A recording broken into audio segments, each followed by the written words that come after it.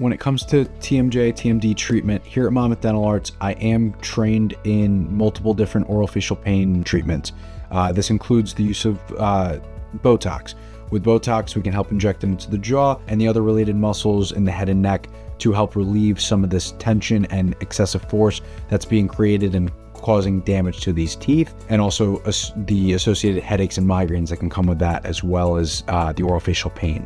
We also can look into how the bite may be off and could be causing joint issues, teeth grinding issues, wear on the teeth. We do a bite analysis using our iTero scanner. Our iTero scanner is a three-dimensional scanner that emits no radiation, and it'll help us see on the screen exactly where the pressure is on our bite and see if maybe we can use something like Invisalign, something conservative, in order to put the teeth in the proper position to relieve the joint pain and these these excessive wear issues on the teeth. If need be, if the teeth have been worn to the point where we can't fix it something so simply, that tooth structure will not grow back, so we have to restore it. So we would then come up with a game plan to restore these worn down teeth, to put them back in the proper position that's more importantly comfortable to the patient. We don't want the patient to still deal with the sensitivity of the worn teeth, but we also want them to be comfortable in their new bite.